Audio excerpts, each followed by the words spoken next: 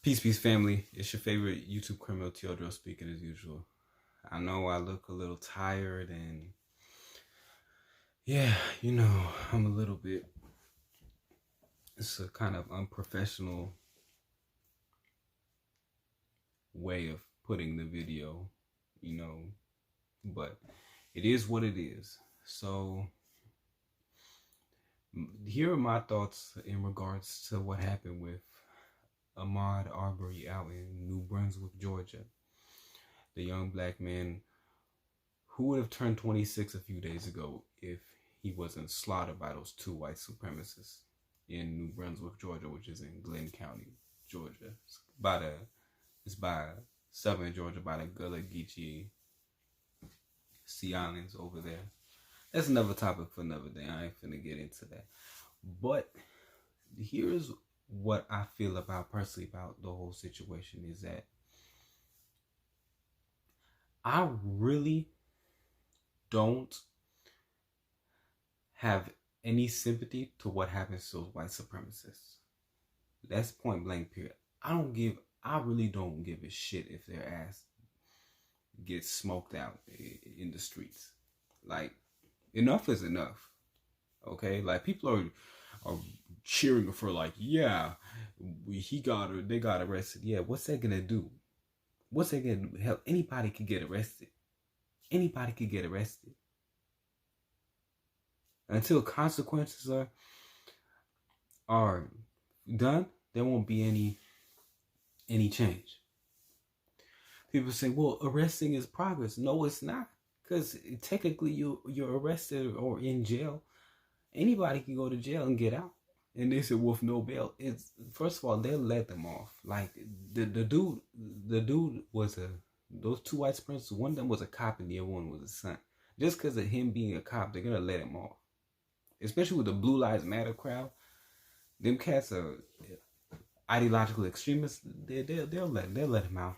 Their mentality is cops over everything. So yeah, especially white supremacist cops over everything. So yeah, that's another thing too. Another thing too is what really makes my blood boil is some of the reactions from both Democrats and Republicans, the racist ones in particular. Let's start off with what Candace Owens says. And yeah, I'm going to address you, Candace Owens, because she was defending these two white supremacists for what they did. I'm not surprised, though. I'm not surprised at all. I'm not. This is the same woman who said that cops are the most oppressed people in America. And I'm looking at her and saying, name me 3 policies how they're oppressed. Name me 3 policies that determine whether or not they're oppressed. Candace, can you do that?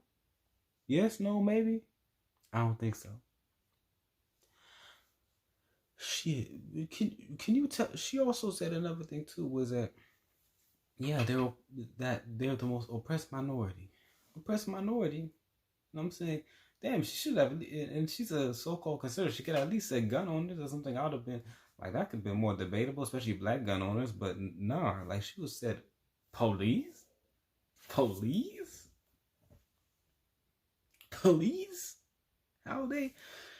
are they oppressed? Man, they get everything handed to them. Shit, look what they're doing in New York. Beating the shit out of people.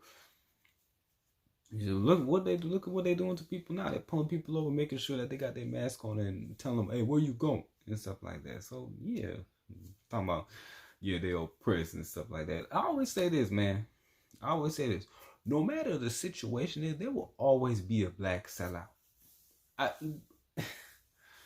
There will always be a black sellout, bro. There's a Jesse Lee Peterson's caping for these cats. Hell, some of the Democrats are caping for them, talking about, yeah, well, the issue here is gun ownership. If he didn't have a gun, Ahmaud would be alive today. Really?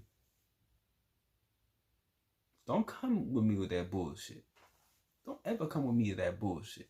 Talking about, yeah, if he had, hold on, let me, damn, I can't, damn, gee, hold on, I need to set this up. But yeah, don't ever come to me talking about, oh yeah, his My goodness. Okay, there. It's okay. It's good. It's good like this.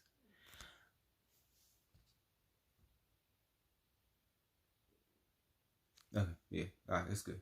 It's settled. Sorry about that, family. But don't come to me talking about how, oh yeah, if they didn't have their guns, this wouldn't have happened. People kill people regardless of what they have.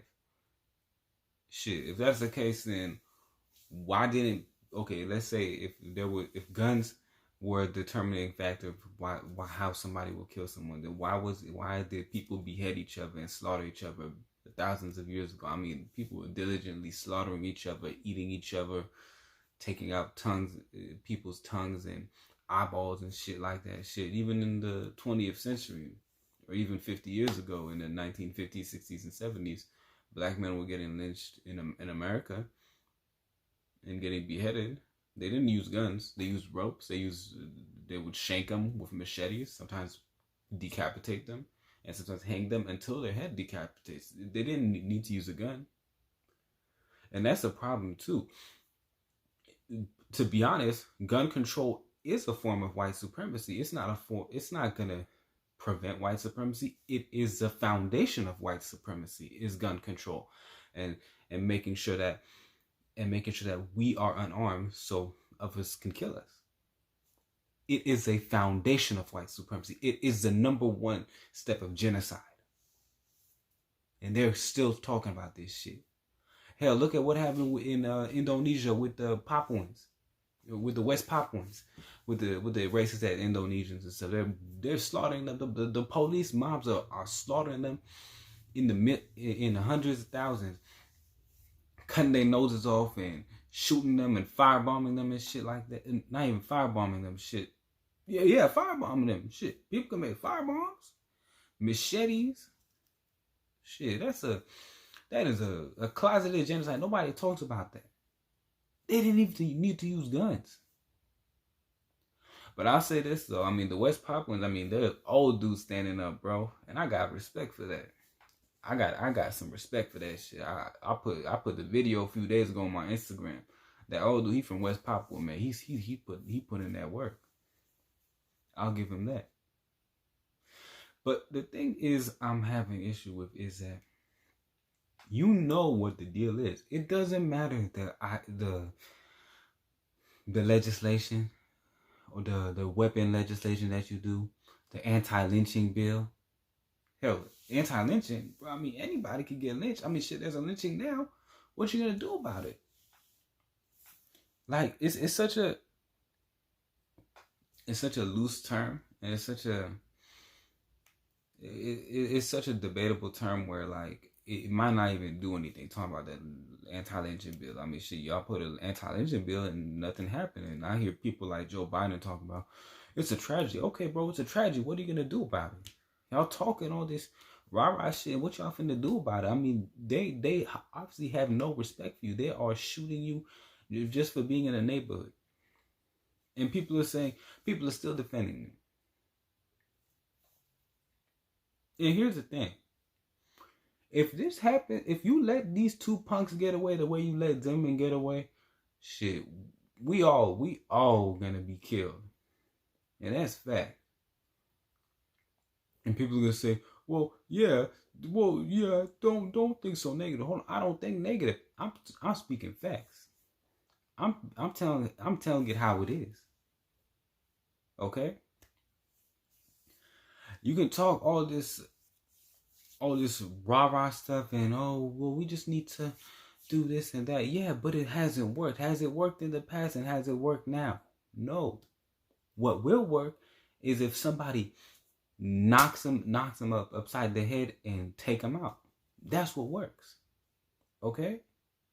This whole nonviolence thing. Okay, yeah, nonviolence has worked, but what is it? How has it worked to the degree where people respect you? The difference between being able to have your civil right and having respect. You need to have your respect. These people don't have any respect for you. And you don't do anything about it. It's like dealing with a bully. What do you do with a bully? Do you let him or her or whatever walk all over you, or do you stand up?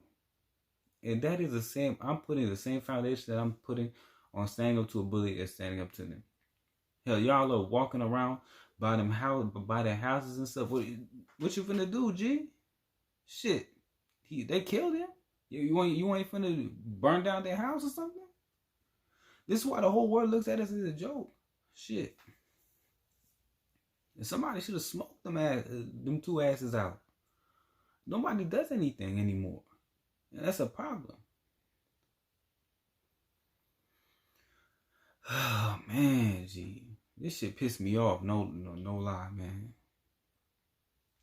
Like, it's getting to the point now where whatever I say, y'all are always gonna dismiss it, talk about, oh well, you're just being too negative, or oh, you just believe in guns and stuff. Oh, you must be a suspected this. Nah, I ain't suspected shit, man. I'm just telling y'all the truth, man. Like, this is why you gotta be strapped when you running, cause you never know how somebody else might feel about it. You gotta do something about it against these white supremacists. And you don't. The embarrassing part is that people look at me as if like I'm evil for talking about, defending yourself and stuff. Like, oh, he's a terrorist. You must be a suspected terrorist. How am I a suspected terrorist just for saying that I want to defend myself? If I said I want to go and kill a random person, yeah, I'm a terrorist. But shit, I'm just saying about defend yourself during a certain situation. Like, oh man. Like, y'all don't understand, man. Like, this is why we have to make sure that our image is respected, and making sure that black gun owners are in the forefront for this. Because what they're going to do is because these two white supremacists, they're going to start, this is what they're going to do. They're going to start just putting these legislation, loose term legislations, like I call them. I'm sorry, I'm having a brain fart. I was gonna have another word for it, but my mind's not working at 6:30 a.m. in the morning. But what's gonna happen is they're gonna put all of these loose term legislations, and these legislations are gonna specifically target black people. It's not gonna target the white supremacists. They say it's gonna target the white supremacists, saying that, oh yeah, we're gonna make sure that they're not gonna have access to it's so we won't have access to guns. That's what it is. Because they believe that the black man is a savage without a gun, or with a gun. No. And that's the problem.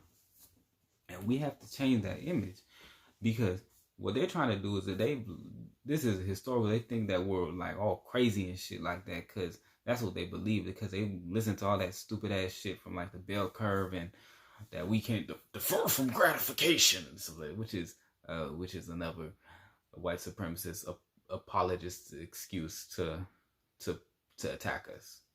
Pretty much the whole deferring from gratification. I've seen that argument like damn near since I was the last kid I've heard of it. It's a stupid white supremacist argument. That's what it is. It's nothing more than that.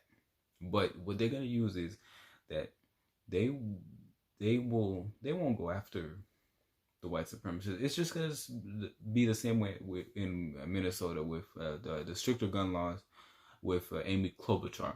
What did that happen? She was saying, yeah, I want to help out the black community with stricter gun laws. Stricter gun laws don't help out anybody besides police. And you're funding more police officers. We don't need to fund more police officers. Shit, I mean, look what's going on in Southern Georgia with the brother, man. I mean, he got killed by an ex-police officer. So, what does that mean? That we should be funding the police officers. We should be giving money, and we should be actually advocating for citizens to actually, especially black citizens, to have militias so we can defend ourselves, and also defend ourselves against the white supremacists as well. We can't just be sitting around here and not letting everybody else walk all over us. The fuck? Like, that's some fuck shit right there. They're trying to weaken us. And that's why they always get all these apologist leaders and apologist people on our side, like, so they can weaken us, and then they can put out all these horrible legislations.